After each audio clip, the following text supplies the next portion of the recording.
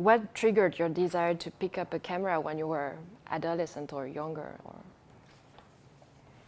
Hey, it was, you know, it was no big deal, man. It was like the 60s, a very creative period, you know? I mean, we were like, you know, we were almost expected to be creative. You know, we were guitar players, we had a band, we did that, we wrote, you know, my screenwriter was always a writer. You know, we grew up in films. I mean, it was almost something you expect. You know, Spielberg had a 2.5-hour feature film. I think he was 13 years old.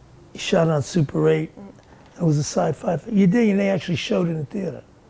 Okay, so he's like my contemporary in a way. So it just wasn't, you know, no big deal to go from, you know, writing music, playing guitars, using a camera, playing Everybody music. does that. Yeah, yeah. I mean, it doesn't seem like some kind of you know, I wasn't like some kind of revolutionary filmmaker. You know, every filmmaker is an independent filmmaker in a way, but it's a, you know, you're independent in a communal enterprise. You know, when you're making films, you're connecting. It's with people. I mean, unless you're some kind of, you know, garage Kubrick, as Gibson says, you know, like, you know, you're some guy who could do everything and do what you said, and what are you gonna do, set up the cameras, act in front of it?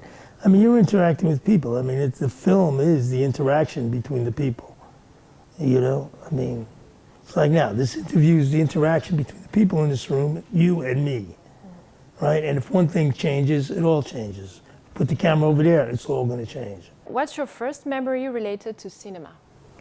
I saw Bambi as a kid. You know Bambi, the Walt Disney movie with the thing? I remember I might have been, I guess, I don't know, 4 years old, maybe 3 or 4 years old. It was like in a room with folding chairs and, you know, this kind of thing. So, and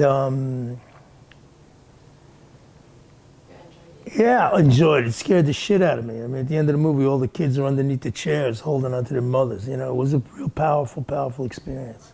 You left the US in order to find a new inspiration in Europe and precisely in Rome. Does this match your expectation?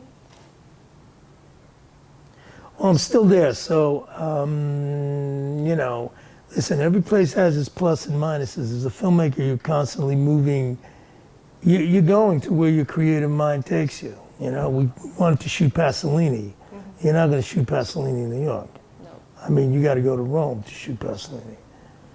You know, and we were in New York for Strauss-Kahn. So wherever our thing takes you.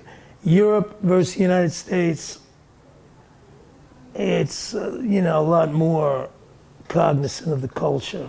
You know, you're living within the culture. I mean, it's thousands of years of culture. I mean, Rome, I live by the Colosseum. I mean, everything around me.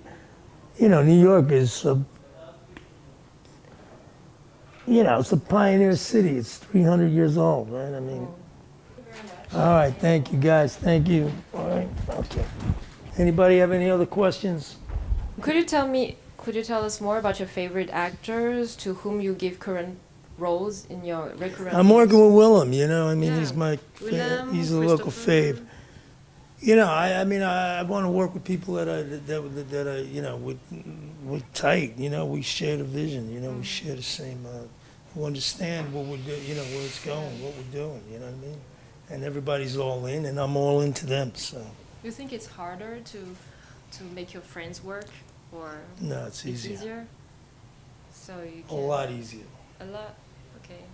Yeah, everybody has a divided, you know, everybody has a clear-cut role, you know what I mean? He's acting, I'm directing, you know?